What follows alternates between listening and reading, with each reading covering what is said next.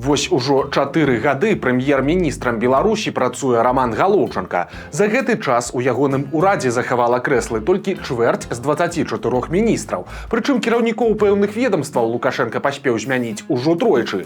За гэты час былыя міністры сельскай і лясной гаспадарак Ігор Брыло і Віталь Дрожжа трапілі за краты, а Уладзімір Макей і Алексей Аўраменка з крэслаў кіраўнікоў МЗС і Мінтранса адправіліся на той свет. Але ж Галоўчанка па-ранейшаму узначальвае ўрад. І гэта пры тым, што Лукашенко ім пастаянна незадаволены. Всплеск это когда поднимается и падает, а у вас же не произошло это? Скажи честно, ты подписал то, что тебе подсунули, или ты сам посчитал? Ну вот честно. Ну каждый, конечно, не проверяли. Ну садись, спасибо. Роман Александрович, ну вы как премьер, вот что у вас в голове по поводу мелиорации? Тым не менш, нягледзячы на няспынныя прэтэнзіі, даўжэй за Галоўчанку Лукашенко трымаў на пасадзе прэм'ера толькі Сяргея Сідорскага ў нулявыя. І гэта нейкі парадокс, калі не сказаць, што цуд. Менавіта таму мы вырашылі больш пільна прыгледзецца да асобы цяперашняга прэм'ер-міністра. Чаму у свой час яго паставілі замест папулярнага Сергея Румаса? Як Галоўчанка праявіў сябе падчас падзей 2020 года, а таксама ў пачатку вайны? І чаму яго так і не знялі? І ці можна яго разглядаць у якасці пераемніка?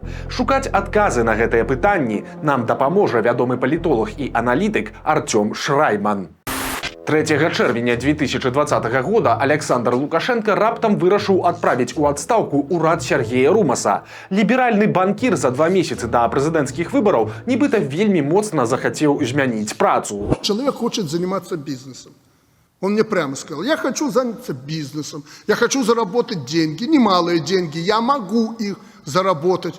Я говорю, Сергей Николаевич, я буду только приветствовать. Я не думаю, что Румас уедет со страны и увезет эти деньги. Он их вложит здесь, в экономику. Но все должно быть честно и по закону. Але напярэдадні адстаўкі Румаса Лукашенко прымаў у сябе старшыню камітэта дзяржбяспекі Валерыя Вакульчыка. І на той сустрэчы прагучала даволі двусэнсоўная заява. И не надо нас сравнивать, как недавно газета соседней страны пописывала, что тут у нас появились новые Пашиняны, новые Зеленские, и у нас чуть ли не ситуация, ну не то как в Армении, не то как в Украине.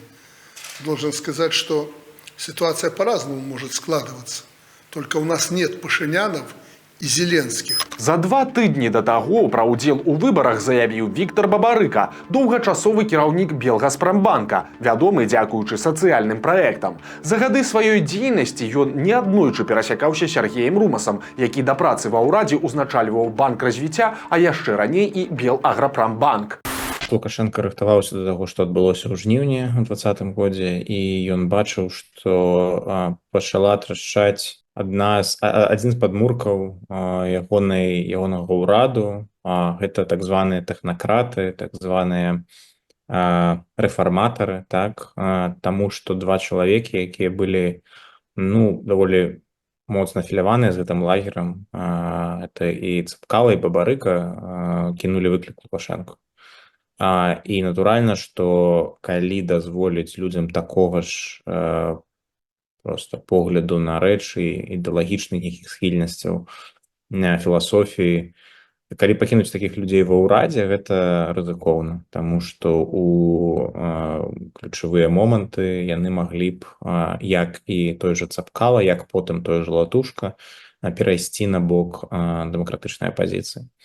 І гэта была, я лічу, вельмі з пункту гледжання Лукашэнкі слушнае, рацыянальнае рашэнне з пункту гледжання захавання ўлады прэвентыўна сняць гэтую пагрозу. Летам 2020 года Лукашенку на пасадзе прэм'ера патрэбны быў лаяльны кадр і пажадана з досведам у сілавых ведомствах. Такі знайшоўся ў асобе старшыні дзяржаўнага вайскова-прамысловага камітэта Беларусі Рамана Галоўчанкі, які за сваю чыноўніцкую кар'еру меў вельмі разнастайны досвед. Галоўчанка скончыў прэстыжны маскоўскі універсітэт МГИМО, а пасля працаваў і ў беларускай генпракуратуры, і ў адміністрацыі Лукашэнкі, і ў міністэрстве замежных спраў. Прычым паўсюль яго працаўладкоўваў іншы вельмі вядомы персанаж, даўні паплечнік Лукашэнкі Віктор Шэйман. Замена Румаса – гэта адназначна палітычны крок. Я думаю, тут Галоўчанка проста хутка быў знойдзены ў якасці замены чалавека, які дакладна адпавядае патрабаванням Лукашэнкі ад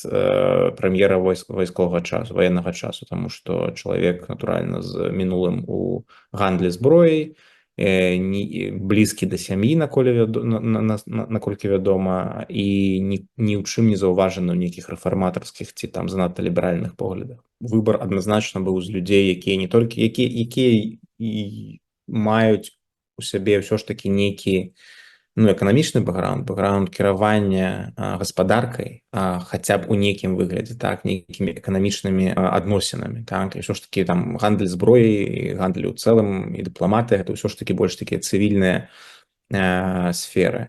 І гэты вопыт таксама патрэбны. Просто генерала не прызначыш кіраваць урадам, таму што гэта ўсё ж такі не вайсковая місія.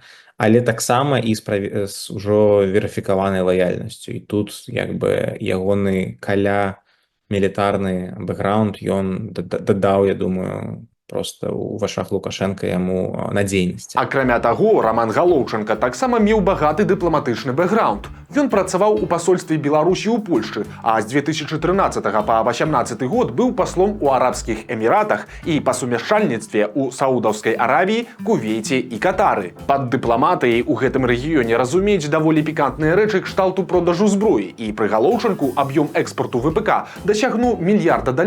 Таму прызначэнне мала каму вядомага чыноўніка на другую пасаду ў дзяржаве выглядала даволі лагічным. Он надежный человек, он патриот своей страны, он родился и вырос в Беларуси.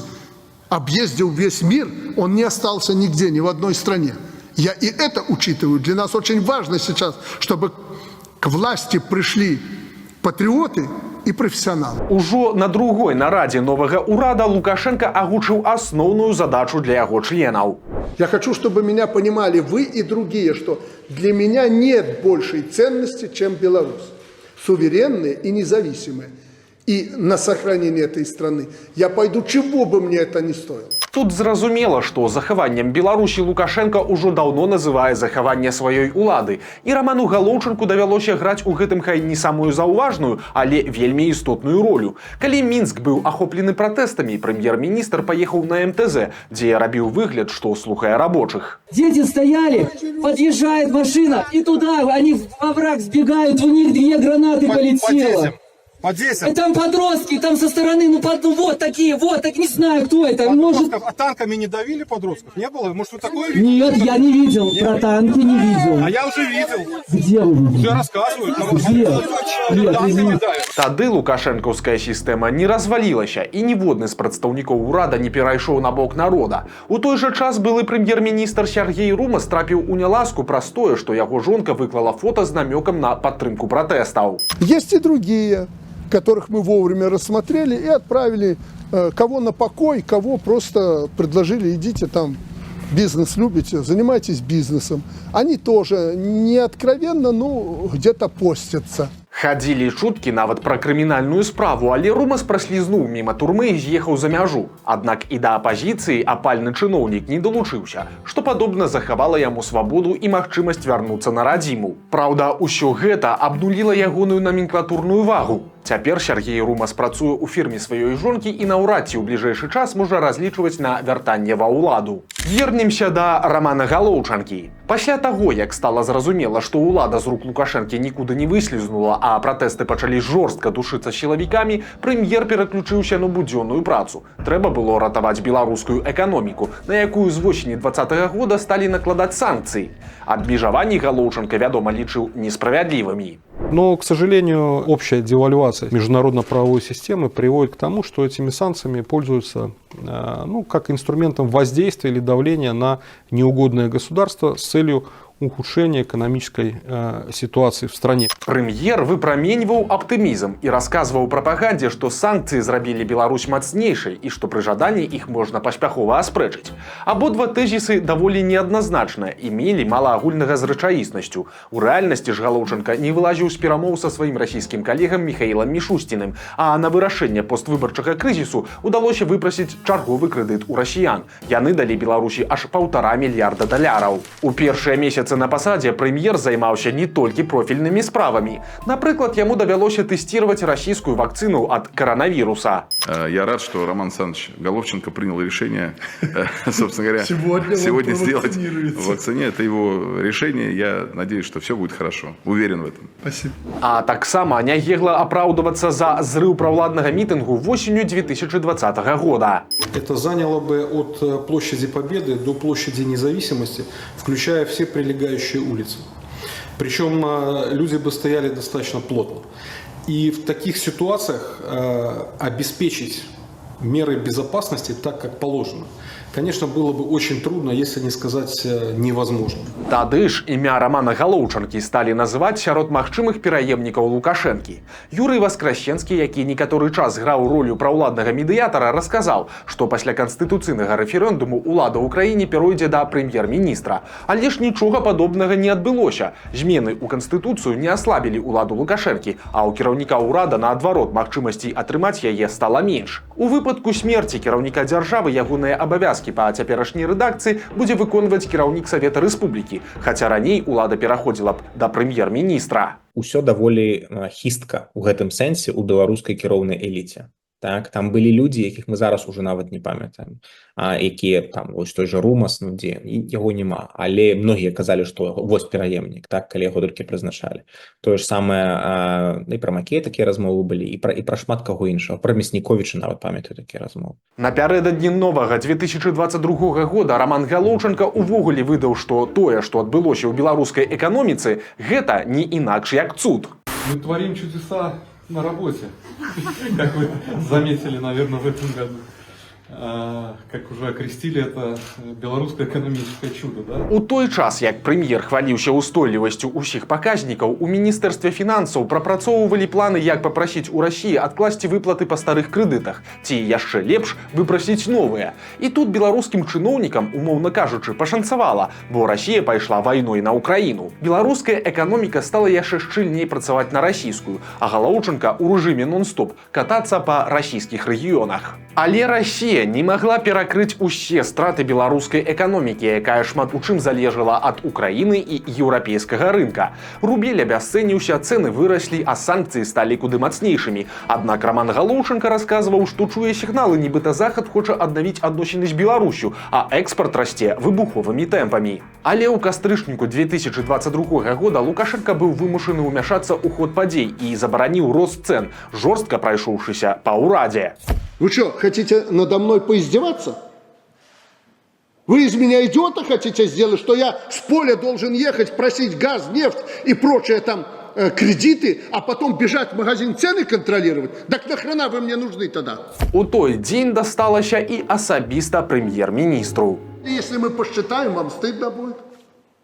Если вот сейчас вот она умеет считать, она экономист, которых мало в этом зале. Вот она сейчас сядет с Ермоловичем и посчитает по старой памяти. З таго моманту Роман Галоўчанка стаў трапляць пад пастаянны удар з боку Лукашэнкі. Яго распякалі за кепскую прапрацоўку важных рашэнняў і невыкананне планавых паказчыкаў. Дайшло нават да таго, што прэм'ер минулым летом атрымаў канкрэтны дэдлайн. Не выполните в этом году показатели, которые мы довели, вы все ровно первыми и первый вице-премьер уходите в отставку. У жніўні Лукашенко увогуле загадаў выклікаць Галоўчанку з адпачынку, бо застаўся незадаволеным дакладамі пра сітуацыю ў адукацыі і арганізацыю уступнай кампаніі. А ўжо ў кастрычніку кіраўнік урада атрымаў за недамоваздольнасць падчас арганізацыі экспарту беларускіх тавараў, у прыватнасці калійных угнаенняў. И когда-то мы замахивались на то, что мы создадим единую мощную компанию, которая этим будет заниматься. Это, Роман Александрович, так в вашем правительстве и утонула идея. Все нам чего-то мешает. Ну, может, не только вам, но и кому-то там еще. Поэтому надо двигаться, не стоять на месте. В том числе и по организации продажи. Таксама Романа Галоўчанку і яго падначаленых абвінавачвалі ў хлусні. Но меня больше всего в последнее время, я уже об этом где-то говорил, волнует то, что наше правительство вместо того, чтобы конкретным делом порой, не всегда заниматься, оно начинает врать и дезинформировать президента для того, чтобы показать себя в лучшем свете.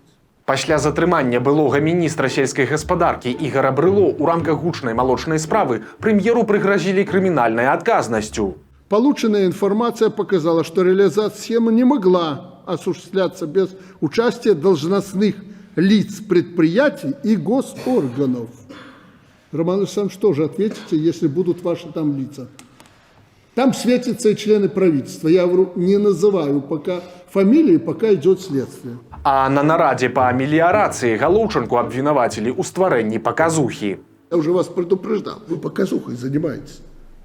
Слушайте, я же по всей стране летаю, я вижу, где вы работаете, а где нет. Карацей, Лукашенко ладзіў Галоўчанку публічныя вывалачкі пры любой нагодзе, але год скончыўся, а прэм'ер-міністр у Беларусі застаўся той жа. Больш за тое, на апошняй сустрэчы Лукашенко выглядаў усцешаным дакладам Галоўчанкі і тым, як пад яго кіраўніцтвам развіваецца беларуская эканоміка. Прэм'еры Лукашэнкі заўсёды адыгрывалі ролю такой некай баксёрскай грушы, так? Яны заўсёды прымаюць на сябе папулісцкі гнеў Лукашэнкі.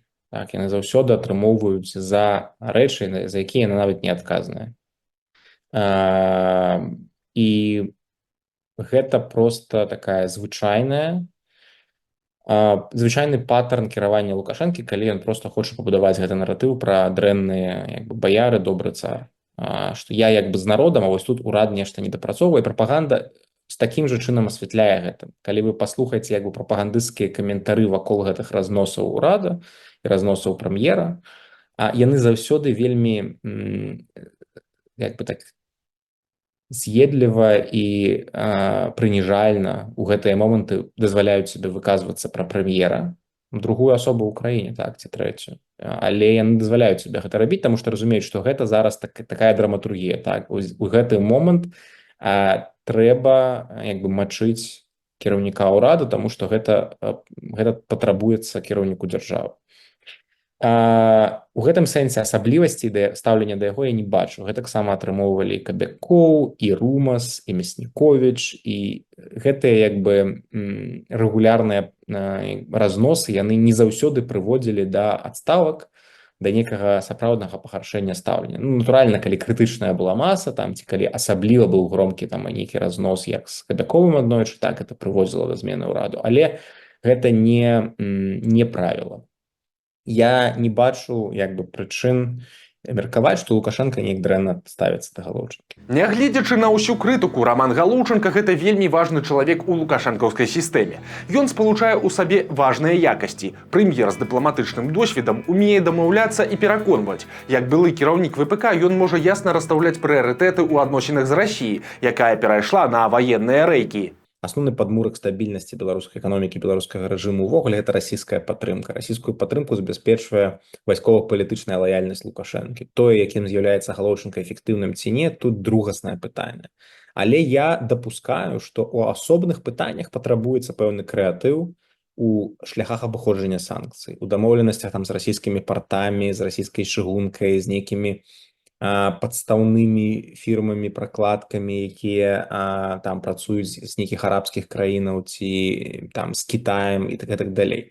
І я цалкам дапускаю, што на такім тэхнічным узроўні і некія таленты кіраўнічыя Галоўчанкі таксама маглі згуляць сваю ролю. Я проста гэтага не ведаю, бо гэта ўжо такія вельмі дэталёвыя матэрыі, так? Але натуральна вызначальную ролю тут гуляе магчымасць Лукашэнкі задавальняць патрэбы Масквы.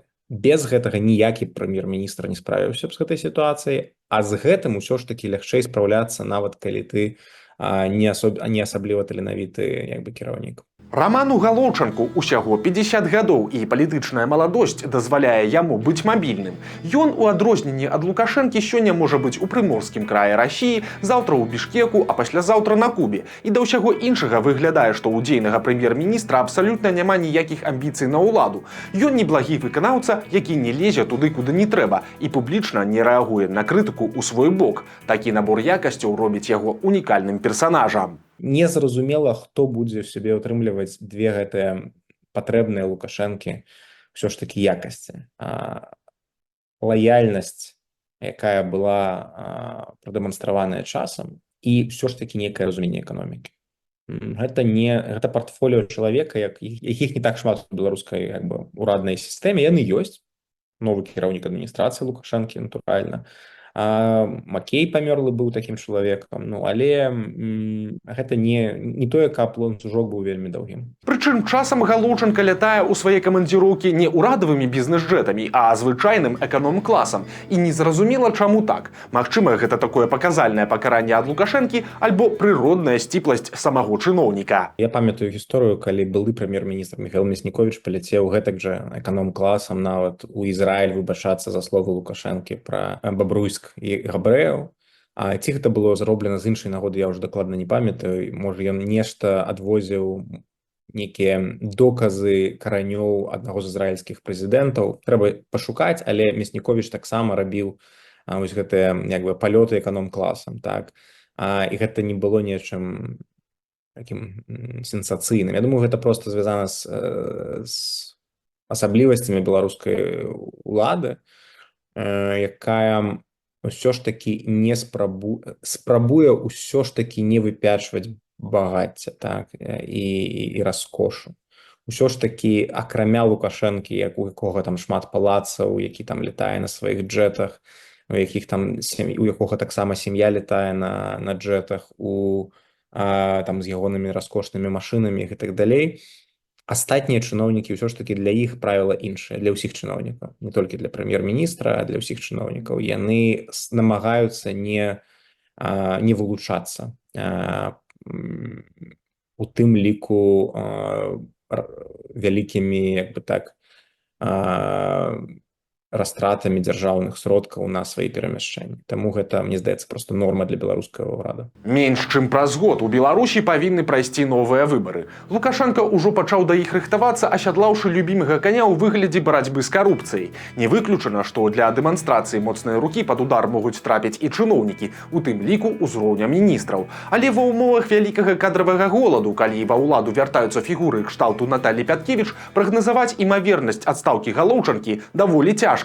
То калі ўсё ж такі яго вырашаць, пакласці на нейкі там алтар, прынесці ў ахвяру палітычнай папулярнасці Лукашэнкі, але пакуль я нават не бачу для гэтага падставы. Але калі гэта будзе вырашана, ну вось нейкія праблемы сацыяльныя спісаць на Галоўчынку, то гэта, канешне, разумней усяго рабіць пад выбары. Усё ж такі, калі яны ўсё ж такі ўспрымаюць гэтай выбары як пэўны экзамен для сістэмы, то да ці пасля выбараў можна як бы змяніць урад, паказаўшы нейкую дынамічнасць гэтай сістэмы. Я не прагназую гэтага, але проста калі мы размаўляем у логіцы нешта зрабіць з Галоўчынка, калі проста ўжо трэба змяняць чалавека, таму што ён доўга там сядзіць, напрыклад, так, то найбольш лагічна гэта рабіць вакол прэзідэнцкай кампаніі. Раман Галоўчынка – класічны беларускі чыноўнік лукашэнкаўскай эпохі. Даволі бляклы і нехарызматычны, а пра яго асабістае жыццё вядома даволі мала. Аднойчы ён нават пажартаваў, што ягоную прамову магла згенераваць нейрасетка, і ніхто б гэтага нават не заўважыў. Маё выступление могло было бы быть полностью сгенерировано с помощью нейросети. И вы бы даже этого не заметили. Кстати, мы такой эксперимент действительно проводили. У ягоных папярэднікаў у многіх ўсё ж такі быў свой асаблівы стыль, асабліва ў Румаса, напрыклад. Так, я думаю, што Румас у яго быў больш шырокая апеляцыя да нейтралаў, да, так бы мовіць, і нават да часткі прадэмакратычнага электарата, праеўрапейскага, менавіта за сваёй большай адкрытасці, такой прарэфарматарскасці, падтрымкі рэформы так далей. У Галоўчынкі такога твару няма, і таму я думаю, што аб ім няма некага канкрэтнага вобразу ці уяўлення. Бо нават пра Румаса мы не ведаем, наколькі праўдзівы быў гэты вобраз, так, але ён быў. Вось пра Галоўчынка, мне здаецца, ён больш такі шэры чалавек для большасці. Не гледзячы на тое, што ён заўсёды на экранах, ён там не праяўляе некую асаблівасць ягонага палітычнага стылю. Тым не менш, калі разглядаць дзейнага прэм'ер-міністра ў якасці патэнцыйнага пераемніка Лукашэнкі, то нават такі шэры чыноўнік можа стаць фігурай прымальнай і для прыхільнікаў, і для праціўнікаў Лукашэнкі.